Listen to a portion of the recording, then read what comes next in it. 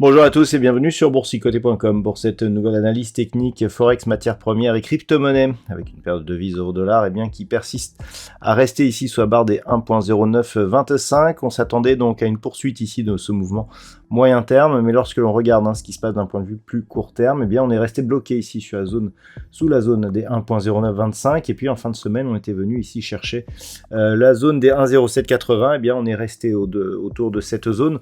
Donc d'un point de vue court terme, on est toujours ici sur des contacts bol supérieurs, donc au-dessus de la moyenne mobile 20 exponentielle, donc ça reste une dynamique haussière. Il ne faudrait pas rester trop longtemps ici sous cette zone des 1.0925, qui est une zone mineure. Il serait intéressant pour suivre la reprise donc de cette paire euro-dollar, d'observer un retour ici sur cette zone des 1.1020. Donc tant que 1.0780 tient, cette probabilité ou cette éventualité est toujours possible. Il faudrait casser donc au prochain contact la zone des 1.0925 pour ouvrir la perspective d'un retour ici sur cette zone des 1.1020. Par contre, en cas de rupture ici de la zone des 1.0780 et surtout celle des 1.0670, on neutraliserait la dynamique actuelle avec des risques donc à suivre pour un éventuel retournement ici de cette tendance moyen terme. Sur la paire de devises livre sterling contre dollar américain, nous sommes là aussi plutôt sur une poursuite du mouvement haussier. Le retour sur la zone des 1,2270 n'a pas permis de détecter un éventuel retournement de la dynamique très court terme.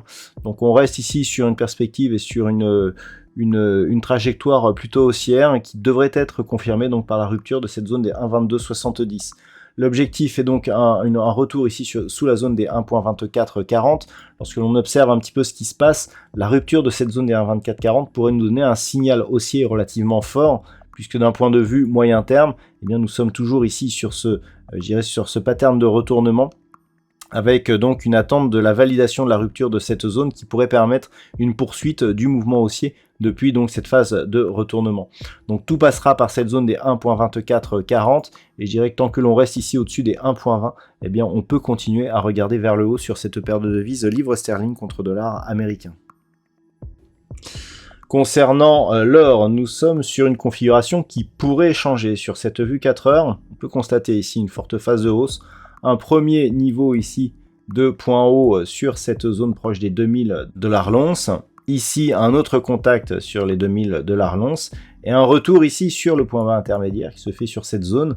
Lorsque l'on observe ici cette configuration qui est en train de se faire, on peut craindre un double top. Si cette zone ici venait à céder, on pourrait connaître donc une accélération dans un premier temps vers les 1910 $ l'once, mais qui pourrait se prolonger ici sur des niveaux inférieurs. Alors, ce point bas intermédiaire, il se situe ici, sur cette zone des 1935 $ l'once. C'est une zone qui est mineure, elle avait été précédemment en résistance ici lors de cette précédente dynamique.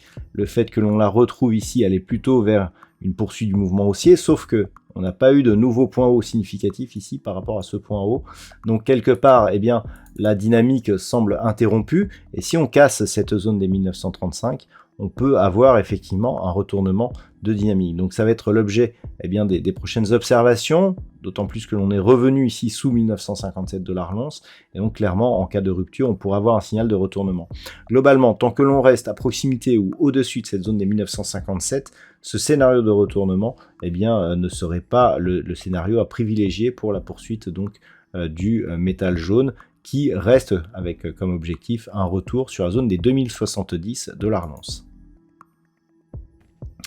Et puis sur le WTI, il semblerait que l'on soit en train de changer de tendance, puisqu'après ici avoir cassé la zone des 70.40 qui était ici précédemment support, on avait dans un premier temps validé cette zone comme un niveau de résistance, mais on est repassé au-dessus aujourd'hui.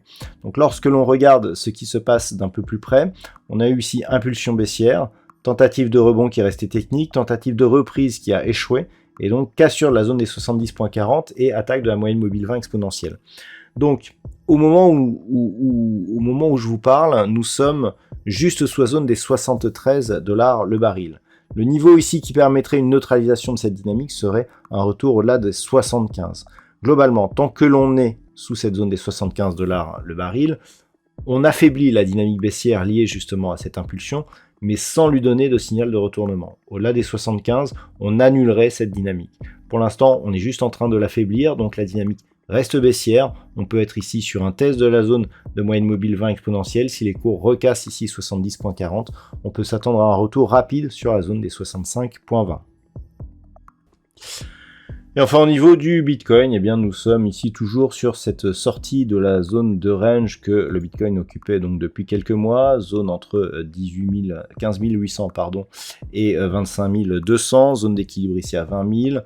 On est sorti de cette zone, ce qui aurait pu normalement impulser un mouvement de retournement moyen terme sur cette crypto-monnaie, mais il n'y a toujours pas de relais. On avait pourtant ouvert ici sur un gap, le gap a été comblé, mais on restait plus ou moins au-dessus de cette zone, et là on a eu une impulsion baissière aujourd'hui. Alors attention, on a une configuration ici très particulière sur le Bitcoin. Regardez si on dessine un petit peu cette phase, voilà. On était ici sur une configuration en diamant. Le diamant est une figure de retournement très forte, qui plus est avec un gap ici à l'entrée. Alors ce gap est plus lié à un effet temporel qu'à un vrai trou de cotation, puisqu'en fait on n'a tout simplement pas la cotation du week-end.